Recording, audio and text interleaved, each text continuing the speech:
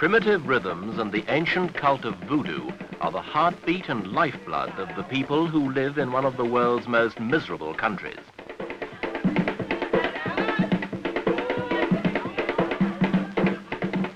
This is Haiti, a land of idol worship and of Papa Doc Duvalier. Together they ruined this once lovely, once prosperous country which sits on one end of the island of Hispaniola in the Caribbean. Nature endowed this place with fertility and natural beauty. It was left to the greed and ignorance of men to ruin it. Haiti's downward progress from flourishing French colony to become the world's poorest state reached its lowest point under the 14-year dictatorship of Francois Devalier, which ended with his death in April. Duvalier's legacy to Haiti is poverty, ignorance, disease, and misery. This week, Echo looks at Papa Doc's country, the beggar of the Americas, Haiti.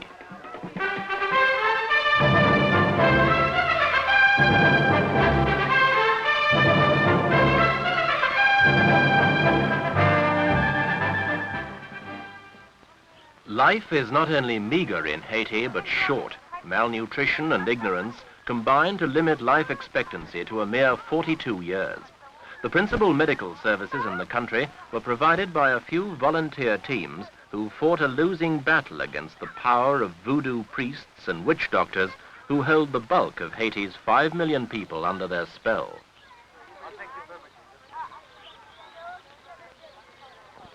Those who survive do so on the lowest living standard in the world. For most, scratching a living from the earth and offering its fruits for sale in a buyer's market is the only way to subsist.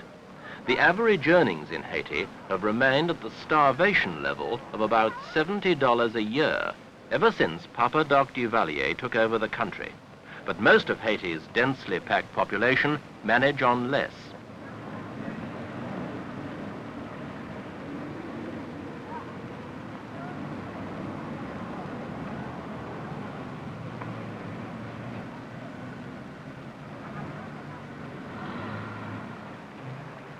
But there is a fatalism about the Haitians which enables them seemingly to live with the violence and bloodshed which have been the backdrop to Haiti's 167 years of existence.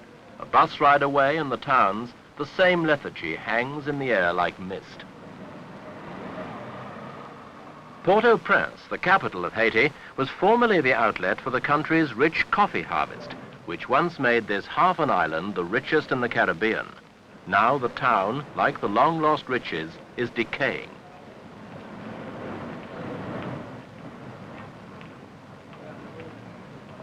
But there are still the rich in Haiti. They live in these curiously styled colonial homes in the suburbs of the capital. As for the poor, their interests were only temporarily engaged some years ago when Papa Doc created Duvalierville. It was to have been a new town, but was in fact a shoddy public relations exercise, which in the depressing manner of the Devalier regime was quietly forgotten after the first few months of activity. Of course, the people paid for Duvalierville through Papa Doc's normal method of shakedown and hold-up. Extortion was a major factor in Haiti's economy, just as armed force was and still is the prop which held the whole edifice together. Few people, it can be safely said, have been so downtrodden, so badly used as the Haitians under Devalier. His power was the power of the gun, his politics the politics of the firing squad. The ceremonial panoply with which Devalier surrounded himself was never more than a camouflage to cover the absolute power he himself held. He and those around him wove a spell of terror over Haiti, conjured up out of voodoo mysticism and administered at gunpoint.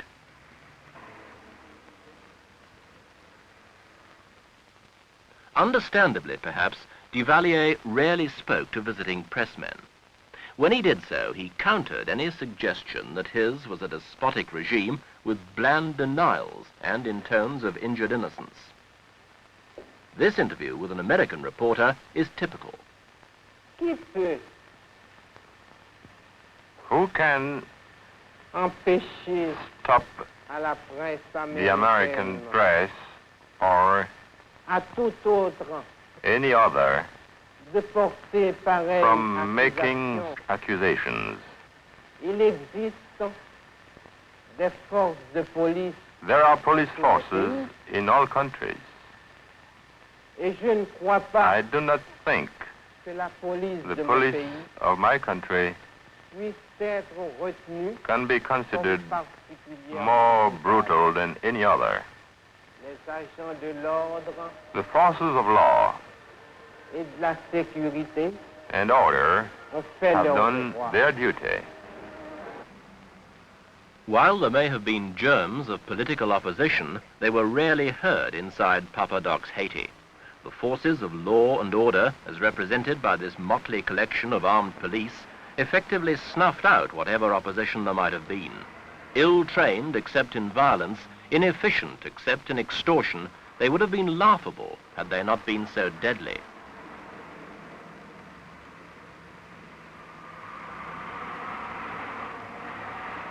Devalier himself was rarely seen in the streets. When he did venture out, he always carried a Tommy gun and a pocketful of money, the two extremes of persuasion and equally effective in their ways.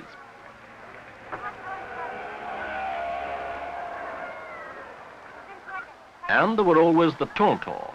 In fact, a band of armed thugs with absolute power of life and death, the Tontons Macoute were vested with dark and mysterious power in the half-world of voodoo. In the popular imagination, the Tontons Macoute represented a deity which could snatch men away and carry them off to a kind of hell, and the reality was not far behind the fable. It was the Tontons who whipped up the artificial worship of Devalier and who made a godhead of Papa Doc, the country physician, the sick and ruthless man who ruled Haiti for 14 memorable years.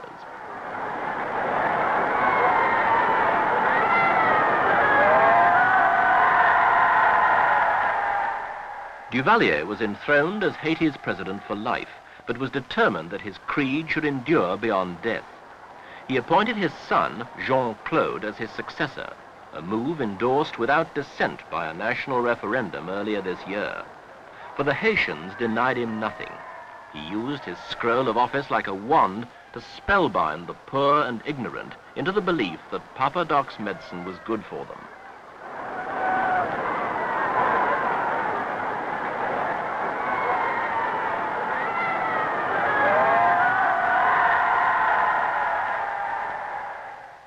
But in the end, Devalier was a recluse. The palace was ringed by anti-aircraft guns, and the National Armory was locked in the cellar, and only he had the key.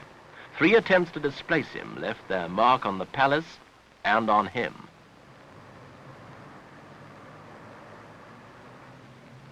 Like many other dictators, he was his own prisoner.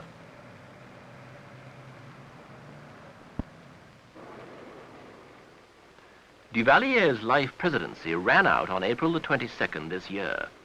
His lasting monument can only be Haiti itself, a stricken, poverty-ridden, fearful country from which he himself sucked the lifeblood.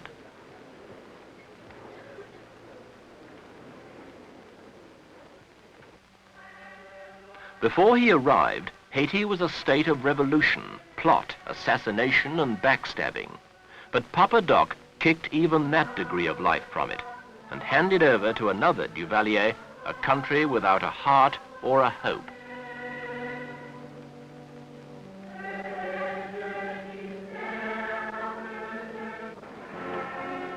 When they carried Papa Doc to his grave, some of his people wept for him.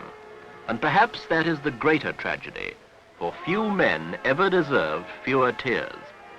Outside observers had confidently predicted that his death would trigger off a revolt against all he had lived for. After 14 years of Devalier, they said, Haiti would revenge itself on him and those who helped him cling to power. But it didn't. Instead, they wept to see him go.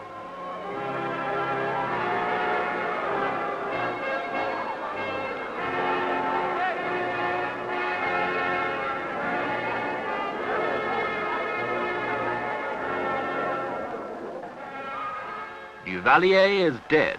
Long live Devalier. The high priest has departed, but for the time being anyway, the spell he cast remains unbroken.